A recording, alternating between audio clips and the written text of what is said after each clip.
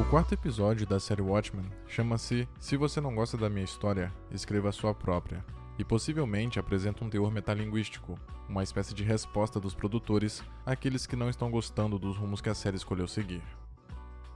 No começo do episódio, acompanhamos a rotina de um casal de fazendeiros, os Clarks, cujo negócio de vender ovos não anda muito bem. Apesar disso, eles parecem felizes por terem a companhia um do outro.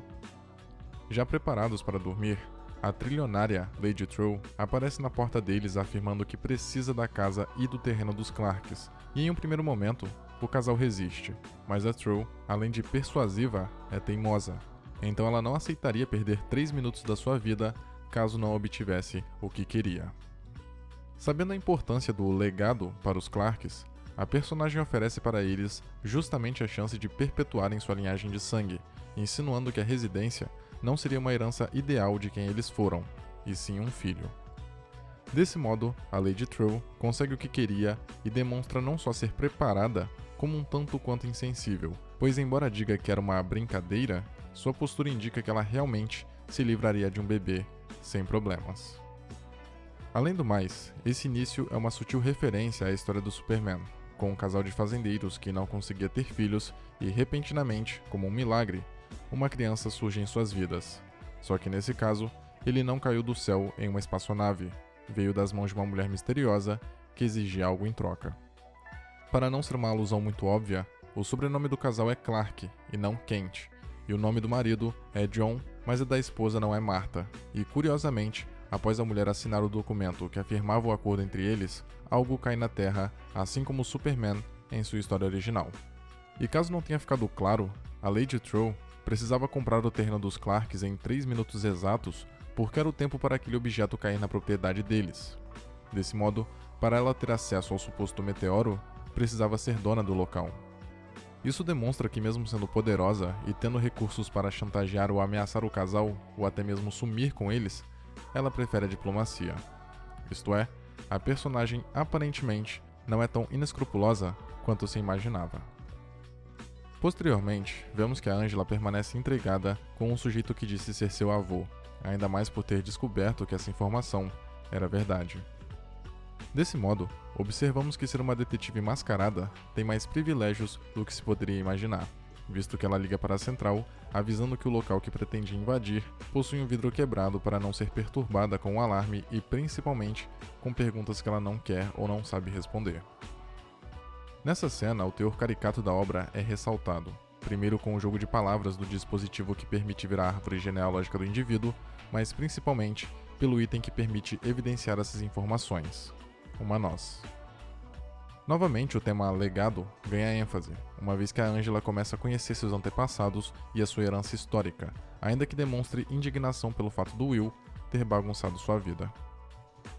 Em seguida, testemunhamos que a Sister Night estava próxima da agente Blake quando seu carro, inesperadamente, caiu do céu, mas como nenhuma das duas tinham respostas que queriam compartilhar uma com a outra, ambas seguiram seu próprio caminho. Mas o importante desse encontro é que fica definido que eventos que parecem distantes uns dos outros, na verdade podem estar acontecendo em paralelo. Já em sua casa, Angela conversa com seu marido a respeito dos acontecimentos recentes.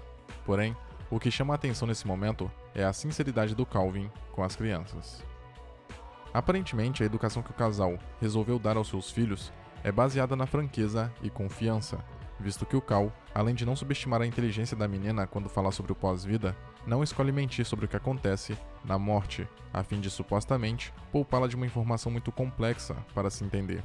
Ele fala a verdade, pelo menos a verdade em que acredita, e a garota a princípio aceita.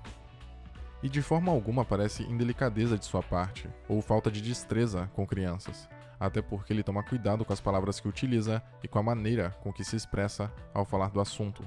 Fica bem claro que ele só preza bastante pela sinceridade. Mais tarde no episódio, o roteiro explica essa postura do Cal. Ele odeia mentir, como teve que fazer com a agente Blake para encobrir a Angela, além de realmente não saber o que tinha acontecido naquela noite, quando a sua esposa descobriu que seu chefe havia sido assassinado. Quando a Angela visita o Wade, também conhecido como Looking Glass, mas dessa vez em seus trajes civis, vemos que o personagem é ligeiramente obcecado pela chuva de lulas, e entende consideravelmente sobre ela. afirma que as criaturas vêm de outra dimensão e que todos os 30 segundos que passam em nosso mundo é morrendo. Porém, o mais impressionante é como o Glass é perspicaz. Ele até demonstra uma leve surpresa quando observa a roupa da Ku Klux Klan, que presumivelmente era do Crawford, mas já suspeitava que ele poderia ser racista e que talvez fizesse parte da cavalaria. São momentos como esse, pontuais, que expressam como o Wade é um sujeito perceptivo, cujos dotes investigativos são bem apurados. Como não tivemos um episódio focado exclusivamente nele ainda, essas situações são essenciais para estabelecê-lo como um detetive extraordinário. Talvez no momento mais bizarro da série até agora, a Sister Night se depara com um sujeito vestindo uma roupa ridiculamente apertada de cor prata, que a encara por alguns segundos antes de fugir. É claro que essa é uma ocasião exageradamente galhofa, mas evidencia o quanto pessoas fantasiadas no cotidiano são ridículas por essência. Mas às vezes, esquecemos disso, porque no caso da Sister Night, por exemplo, ou do Looking Glass, seus uniformes, além de estilosos e sutis, são menos espalhafatosos, além de sermos induzidos a levá-los a sério. Mas a roupa desse sujeito não é a coisa mais estranha da situação, e sim o fato do personagem conseguir escapar se besuntando em uma espécie de óleo a fim de escorregar para dentro de um bueiro. E quando você acha que nada pode ser mais estranho do que isso, a série te surpreende mostrando o Adrian literalmente pescando bebês, ou algo similar, e descartando aqueles que não lhe interessam com extrema falta de delicadeza. Porém, esse ato, na verdade, trata-se de um costume do personagem, afinal, é desse modo que ele consegue criar seus clones. Embora não tenha como entender o mecanismo desse dispositivo steampunk, que transforma os bebês em adultos em pouquíssimo tempo, reforçando o teor caricato e fantasioso da obra, que existe desde o primeiro episódio, finalmente vemos o processo de criação dos seus subordinados. Como se não fosse o bastante, a cena ainda apresenta uma catapulta cujo objetivo é lançar os cadáveres dos outros clones para longe, e assim como em um tradicional cartoon, eles desaparecem nas nuvens. Também cabe destacar que esse Ozymandias é deveras diferente do estabelecido na graphic novel. Isso já vem sendo sugerido desde a sua primeira aparição na série, mas creio que apenas nesse episódio ficou clara a discrepância. A arrogância e indiferença é similar, mas esse personagem é muito mais excêntrico, demonstrando um nível acima de insanidade.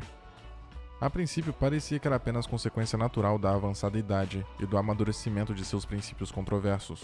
Contudo, aparentemente, o que o enlouqueceu, digamos assim, e o fez perder o pouco de escrúpulos que ainda tinha, foi estar há 4 anos naquele lugar. No começo, ele achava ser um paraíso, porém, logo percebeu que se tratava de uma prisão. Também fica confirmado que suas ações, por mais malucas que aparentam ser, têm como finalidade fazerem-no escapar. Em determinado momento, vemos a agente Blake interagindo com a Angela, uniformizada de Sister Night, e ambas discutem brevemente a respeito dos traumas que motivam indivíduos a esconderem suas identidades. A Laurie faz todo um discurso até coerente sobre as pessoas usarem máscaras como proteção de alguma dor sofrida no passado, mas o curioso é que na história original, em sua época de vigilante, ela não cobria seu rosto, apenas usava uma fantasia. Na HQ, a personagem se sente pressionada a continuar o legado da sua mãe, Sally Jupiter. Apesar de inspirada pelos ideais dela, a Laurie não queria exatamente ser uma combatente do crime, mas tornou-se uma para honrar a imagem da primeira espectral. Talvez isso não tenha lhe propiciado dor suficiente para querer escondê-la atrás de uma máscara. Porém, a descoberta de quem era seu verdadeiro pai e as circunstâncias do relacionamento entre o Edward Blake e a Sally com certeza lhe causaram bastante angústia e sofrimento. E para não perder o costume, o episódio termina enigmático e sugestivo, com Will pronunciando o famigerado TikTok, além da ênfase na construção tida como a primeira maravilha do Novo Mundo.